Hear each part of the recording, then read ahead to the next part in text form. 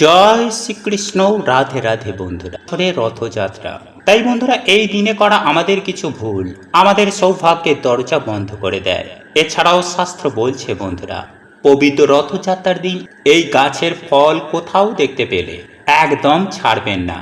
কারণ স্বয়ং পরমেশ্বর ভগবান শ্রীকৃষ্ণ বিষ্ণু পুরাণে বলেছেন, এই ফল হলো সৌভাগ্যের চাবি। এই ফল যে পায় তার জীবনে অর্থ, সুখ, শান্তি, সৌভাগ্যে ভরে ওঠে। বা প্রভু জগন্নাথ দেবকে স্মরণ করলে, বা এই দিনে মা লক্ষ্মীর পুজো আরাধনা করলে বন্ধুরা, তা বাড়ির জন্য তো অত্যন্ত শুভ হয়। এছাড়াও সেই ব্যক্তি সারা জীবন সর্বকাজে সফল হয়। মা লক্ষ্মী, ভগবান বিষ্ণু ও প্রভু শ্রী জগন্নাথ দেবের কৃপায় তাদের বাড়িতে অর্থ, সুখ, সৌভাগ্যে ভরে ওঠে। এছাড়াও এই দিনে সকালে ঘুম থেকে উঠে যারা এই শব্দটি বলে, তারা জীবনে কি চায় তা যদি প্রভু জগন্নাথ দেবকে জানায়, তাহলে সেই ব্যক্তির মনোবাসনা প্রভু জগন্নাথ দেবের কৃপায় তা অবশ্যই পূর্ণ হয়ে যায়। এছাড়াও সব থেকে গুরুত্বপূর্ণ হচ্ছে বন্ধুরা, যে এই দিনে যারা এই সামান্য একটি ফুল বা এই গাছের একটি ফল পায়, তারাই হয় ধনবান এবং ভাগ্যশালী। কারণ তাদের সকল দুঃখ দারিদ্রতা ভগবান হরণ করে নেন। তাই এই দিনে বন্ধুরা, আপনারা স্নান করে বা সন্ধ্যাবেলায় ভগবান রাধা কৃষ্ণ বা প্রভু জগন্নাথ দেবের চরণে কিন্তু আপনারা এই জিনিসটি অর্পণ করে আপনাদের মনের ইচ্ছা বলতে একদমই ভুলবেন না। কারণ বন্ধুরা, এই পবিত্রতম দিনে এই জিনিসটি ভগবানকে অর্পণ করলে ভগবান ভক্তের প্রতি চির ঋণী হয়ে যায়। এবং এই জিনিসটি অর্পণ করার সময় যদি আপনারা এই মন্ত্রটি বলতে পারেন, তাহলে বন্ধুরা আপনাদের সকল মনোবাসনা অবশ্যই পূর্ণ হবে। কারণ বন্ধুরা, এই পবিত্রতম দিনে এই মন্ত্রটি বলায় তার সাথেই তার পূর্বপুরুষদেরও পাপের নাশ হয়ে যায়। ফলে তারা নরক বা পেদ যোনি থেকেও মুক্ত হয়ে যায়। তাই বন্ধুরা, এই কার্যটি আপনারা যদি এই পবিত্রতম দিনে করতে পারেন, তাহলে আপনাদের পিতৃদোষের সাথে সাথে আপনাদের দুর্ভাগ্যেরও নাশ হয়ে যাবে। তাই এই সুযোগ কিন্তু আপনারা একদমই হাতছাড়া করবেন না। বন্ধুরা, এই সামান্য কাজ আপনাদের জীবন থেকে দুর্ভাগ্যের নাশ তো করবেই, সেই সঙ্গেই সৌভাগ্যের আগমন ঘটবে। তাই অবশ্যই বন্ধুরা, আপনারা ভিডিওটি পুরো দেখুন এবং ভিডিওটি বন্ধুরা আপনারা একটি লাইক করে কমেন্টে জয় প্রভু জগন্নাথ দেবের জয় ও জয় শ্রীকৃষ্ণ রাধে রাধে লিখতে কখনোই ভুলবেন না। ও জয় শ্রীকৃষ্ণ রাধে রাধে অবশ্যই লিখুন। নাম্বার 1, বন্ধুরা, এই দিনে যে কোনো আমিষ খাবার কাউকে গ্রহণ করতে নেই। তাই এই দিনে বন্ধুরা আপনারা কিন্তু এই খাবারগুলো কাউকে ভুলেও খাওয়াবেন না এবং কারোর কাছ থেকে এই খাবারগুলো একদমই নেবেন না। মানে অনেক সময় কি হয় বন্ধুরা, আমাদের রান্না করা খাবার আমাদের প্রতিবেশী বা আমাদের আত্মীয়দের দিই, কিন্তু বন্ধুরা এই দিনে আপনারা কাউকে আমিষ জাতীয় খাবার একদমই দেবেন না এবং কারোর কাছ থেকেও নেবেন না। নাম্বার 2, বন্ধুরা, এই দিনে যদি আপনারা পারেন, তাহলে এই পরমেশ্বর ভগবান শ্রীকৃষ্ণ ও রাধারানীর নাম নতুবা প্রভু শ্রী জগন্নাথ দেবের নাম বেশি বেশি করে স্মরণ করুন। প্রভু জগন্নাথ দেবের লীলা শ্রবণ করুন, গীতা পাঠ করুন। কারণ মনে এই দিনে আপনারা দুঃখ কষ্ট দিয়ে কথা বলবেন না। সকালেই ঘুম থেকে উঠেই মা বাবাকে প্রণাম করে তাদের আশীর্বাদ নিন। বাড়ির ছোটদের আপনারা কৃষ্ণ নাম শোনান কিংবা প্রভু জগন্নাথ দেবের লীলা শ্রবণ করান। বাড়িতে এই দিন বেশি বেশি করে ভগবানের গান চালান। বাড়িকে মন্দির করে তুলুন। দেখবেন আপনাদের বাড়িতে কেমন সুখ, শান্তি, সমৃদ্ধি আবার ফিরে এসেছে। কারণ স্বয়ং প্রভু জগন্নাথ দেব আপনার বাড়িতে আসবেন। বন্ধুরা, এরপর দ্বিতীয় যে বিষয়টির কথা বলবো তা হলো, বন্ধুরা, এই দিনে আপনারা যদি এই 4টি জিনিস ভগবানকে অর্পণ না করেন, তাহলে কিন্তু এই পবিত্র রথযাত্রার পূর্ণ ফল কিন্তু একদমই অসম্পূর্ণ থেকে যায়। আর তা হচ্ছে বন্ধুরা, তুলসী পত্র, তুলসী মঞ্জুরি, মাখ ও সাদা ফুল। কারণ বন্ধুরা, প্রভু জগন্নাথ দেবের এই 4টি জিনিস অত্যন্তই প্রিয়। তাই বন্ধুরা, পারলে আপনারা এই দিনে ভগবানকে পদ্ম ফুল, কাঁঠাল, শশা, নারকেল, আম অবশ্যই নিবেদন করুন। কারণ বন্ধুরা এই দিনে এই সামান্য জিনিসে ভগবান অত্যন্তই প্রসন্ন হন। এবং এই দিনে বন্ধুরা আপনারা সামান্য তুলসী মঞ্জুরি ভগবানকে দিয়ে এই মন্ত্রটি যদি আপনারা বলতে পারেন, তাহলে আপনাদের সকল দুঃখ কষ্ট দুর্ভাগ্যের নাশ তো হবেই, এবং আপনাদের মনোবাসনা অবশ্যই অবশ্যই পূর্ণ হয়ে যাবে। আর তা হচ্ছে বন্ধুরা, ওম কৃষ্ণায় বাসুদেবায় হরৈ পরমাত্মনে প্রণত ক্লেশনাশায় গোবিন্দায় নমো নমঃ।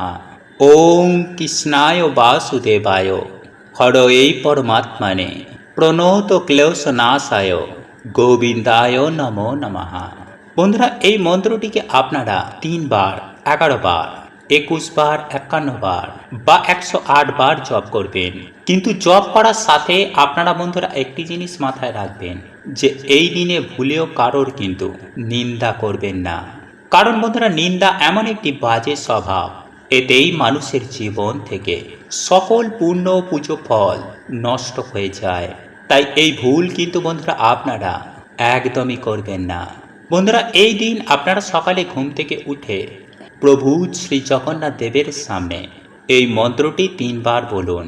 এতেই বন্ধুরা সর্বকাজে আপনারা সফলতা প্রাপ্ত করবেন। প্রভু জগন্নাথ দেবের আশীর্বাদ ও কৃপায় আপনাদের বাড়িতে সুখ শান্তি অর্থে ভরে উঠবে। কারণ বন্ধুরা আমাদের প্রত্যেকের জীবনে অর্থ প্রয়োজন, সংসার চালাতে, সন্তানের দেখাশোনার জন্য, মা বাবার খুশির জন্য এই অর্থ অত্যন্ত প্রয়োজন। কারণ বন্ধুরা এই কলি যুগে অর্থ ছাড়া কেউ কাউকে চেনে না। তাই বন্ধুরা আজ আমি আপনাদেরকে এটাও জানিয়ে রাখবো যে এই দিন সকালে ঘুম থেকে উঠে মা লক্ষ্মীর সামনে নতুবা প্রভু শ্রী জগন্নাথ দেবের সামনে এই 3টি কথা যদি বলতে পারেন, তাহলে মা লক্ষ্মী ও প্রভু জগন্নাথ দেবের কৃপা দৃষ্টি এসে আপনাদের বাড়িতে পড়বে। কারণ বন্ধুরা কিছু মানুষের জীবনে সে যতই পরিশ্রম করুক না কেন, তাদের কিছুতেই আয় উন্নতি দেখতে পায় না। পরিবারে ঝগড়া ঝামেলা অশান্তি মনোমালিন্য এইগুলো লেগেই থাকে। তাই বন্ধুরা যদি আপনাদের জীবনে কিছুতেই আপনারা সৌভাগ্যের মুখ দেখছেন না, তাহলে এই ভিডিওটি কিন্তু আপনারা অবশ্যই অবশ্যই পুরো দেখুন। এবং ভিডিওটি বন্ধুরা আপনারা একটি লাইক করে কমেন্টে আপনারা বলুন জয় মা লক্ষ্মীর জয়, জয় প্রভু জগন্নাথ দেবের জয়। বন্ধুরা প্রত্যেক দিন আমাদের বাড়িতে মা লক্ষ্মী ও বিভিন্ন দেবদেবীর আমরা পুজো আরাধনা করি, যাতে আমাদের বাড়িতে কোনো রকমের দুর্যোগ না আসে এবং বাকি দিনগুলো আমরা যাতে সৌভাগ্যে কাটাই। তাই যদি বন্ধুরা আপনারা কর্ম করছেন কিন্তু ঠিক মতো আপনাদের ইনকাম হচ্ছে না, বা ইনকাম করা টাকা আপনাদের হাতে থাকছে না, কিছু না কিছু ভাবে ঠিক তা বাইরে বেরিয়ে যাচ্ছে, চারিদিকে ঋণ ধার দেনায় আপনারা জড়িয়ে যাচ্ছেন, তাহলে বন্ধুরা এর মানে আপনাদের বাড়িতে মা লক্ষ্মীর কৃপা হচ্ছে না। বাড়িতেই কোনো ভুলে বা কোনো দোষের জন্য আপনাদের বাড়িতে মা লক্ষ্মী পা রাখছেন না। এর কারণ বন্ধুরা আমরা যত আধুনিক হচ্ছি ততই কিন্তু আমরা ঈশ্বরের ওপর থেকে বিশ্বাস হারিয়ে ফেলছি। বাড়িতে ঠিক মতন আমরা নিয়ম কানুন মানি না, আর তার ফলেই বন্ধুরা আমরা বিভিন্ন রকমের সমস্যায় জর্জরিত হয়ে পড়ছি। তাই আজকের এই ভিডিওটিতে বন্ধুরা আপনাদেরকে যে কাজটি করতে বলবো, তার সাথে অবশ্যই কিন্তু আপনারা এই নিয়মগুলো মেনে চলবেন। নইলে আপনারা যতই পুজো আরাধনা করুন না কেন, মা লক্ষ্মীর কখনোই কিন্তু আপনাদের ওপর কৃপা করবেন না। কারণ বন্ধুরা মা লক্ষ্মী এমন বাড়িতে কখনোই প্রবেশ করেন না। তাই ভিডিওটি আপনারা পুরো দেখুন, আপনার সকল প্রশ্নের উত্তর পেয়ে যাবেন। বন্ধুরা শাস্ত্রের অনুসার সকাল ও সন্ধ্যেকে সব থেকে গুরুত্বপূর্ণ বলে মনে করা হয়েছে। তাই এই 2 সময়ে আমাদের বাড়িতে পুজো অর্চনায় আমাদের বাড়িতেই সৌভাগ্যের আগমন হয়, এতেই দেবদেবীরা প্রসন্ন হন। তাই সকালে ঘুম থেকে উঠেই কিছু কার্যে আমাদের বাড়ি থেকে সকল প্রকার দুর্ভাগ্যের নাশ হয়ে যায়। বিষ্ণু পুরাণে ভগবান বিষ্ণু নিজে বলছেন যে যে ব্যক্তি সকালে ঘুম থেকে উঠে এই কার্যগুলো করে সেই বাড়িতেই স্বয়ং মা লক্ষ্মীর নিবাস হয়। যেমন যে বাড়ির মানুষেরা সকালে তাড়াতাড়ি ঘুম থেকে উঠে এবং সকালেই স্নান করে নেয় এবং স্নান করে এসে ঠাকুর ঘরে একটি প্রদীপ ধরায়, ভগবানের সামনে ধূপ ধুনো ধরায়, ভগবানের মন্ত্র জপ করে, তুলসী মঞ্চে জল অভিষেক করে, সেই বাড়িতে স্বয়ং লক্ষ্মী নারায়ণের বাস হয়।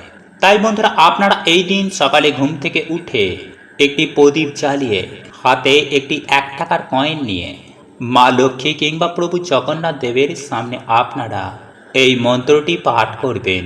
বিশেষ করে বাড়ির মা বোনেরা অবশ্যই করবেন। আর মন্ত্রটি হচ্ছে বন্ধুরা, ওং লক্ষ্মী মহালক্ষ্মী এহি এহি সর্ব সৌভাগ্যম দেহি মে স্বাহা।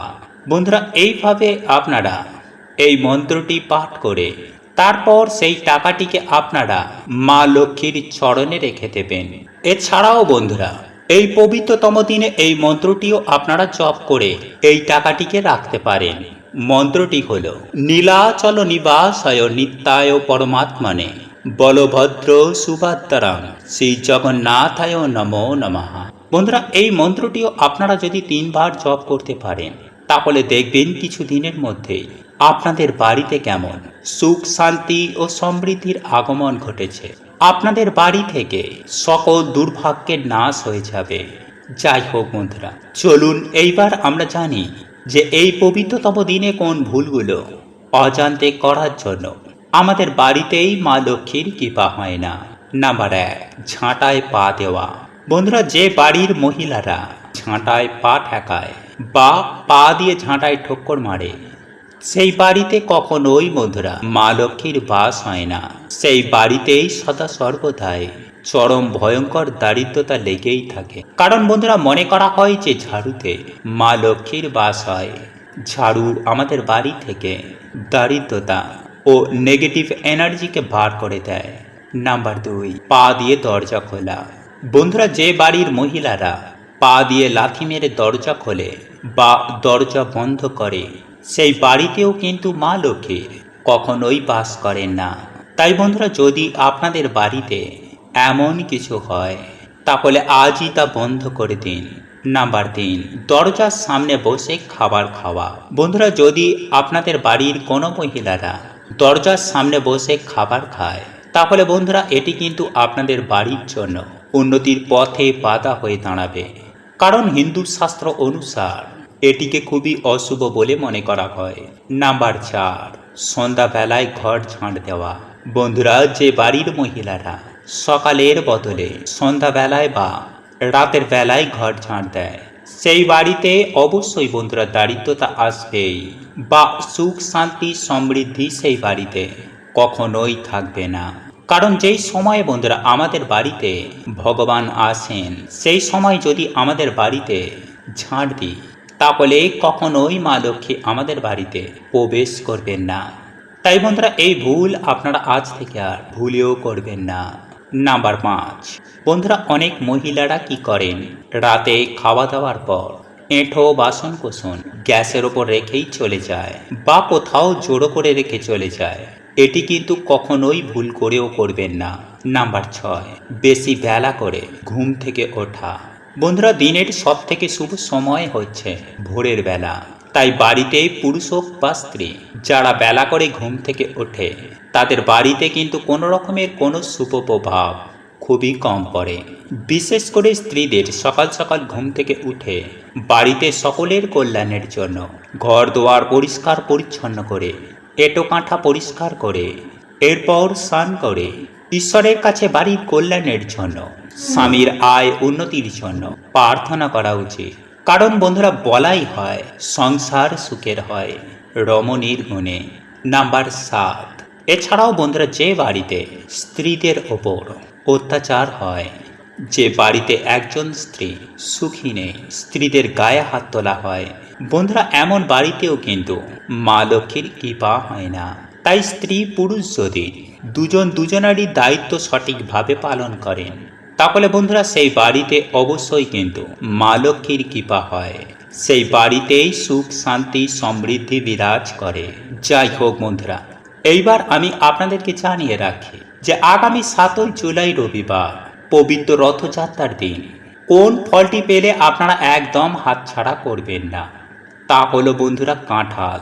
হ্যাঁ বন্ধুরা, পাকা কাঁঠাল আপনারা যেখানেই দেখতে পান না কেন, আপনারা এই ফল বাড়িতে কিনে আনুন এবং সন্ধ্যাবেলায় প্রভু জগন্নাথ দেবের যদি কোনো চিত্র বা মূর্তি থেকে থাকে, তাহলে প্রভু জগন্নাথ দেবের কাছেই আপনারা ভোগ হিসাবে নিবেদন করুন।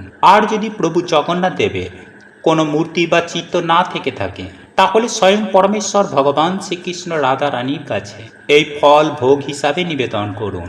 তবে ভগবান শ্রীকৃষ্ণ অথবা প্রভু জগন্নাথ দেব, আপনারা যেখানেই এই ফল ভোগ হিসাবে নিবেদন করুন না কেন, এই ফলের সাথে তুলসী পাতা অবশ্যই নিবেদন করবেন। তারপর আপনারা আপনাদের সাধ্য ও সামর্থ্য মতো ভগবানের পুজো আরাধনা করে এই ফল প্রসাদ স্বরূপ সপরিবারে গ্রহণ করবেন। দেখবেন সারা বছর যেমন ভগবানের কৃপায় সুস্থ নিরোগ থাকবেন, ঠিক তেমনই আপনাদের জীবনেই সারা বছর টাকার বৃষ্টি হবে। হ্যাঁ বন্ধুরা, এই ফল হলো সৌভাগ্যের চাবি। তাই এই ফল যদি এই দিন আপনারা নিশ্চিন্তে খেয়ে নিতে পারেন, তাহলে আপনাদের জীবনে তথা আপনাদের বাড়িতে অর্থ, সুখ, শান্তি, সৌভাগ্যে ভরে উঠবে। বন্ধুরা, এই ছিল আজকের ভিডিওটি ভালো লাগলে শেয়ার অবশ্যই করবেন এবং আমাদের এই চ্যানেলে এখনো পর্যন্ত নতুন থাকলে চ্যানেলটি সাবস্ক্রাইব করে পাশে থাকা নোটিফিকেশন বেল আইকনটি অন করে রাখবেন। তাহলে নতুন কিছু জানতে পারবেন, নতুন কিছু শিখতে পারবেন। জয় শ্রীকৃষ্ণ, রাধে রাধে। প্রভু আপনাদের সকলের মঙ্গল করুক। আপনারা সুস্থ থাকবেন, ভালো থাকবেন। নমস্কার, ধন্যবাদ।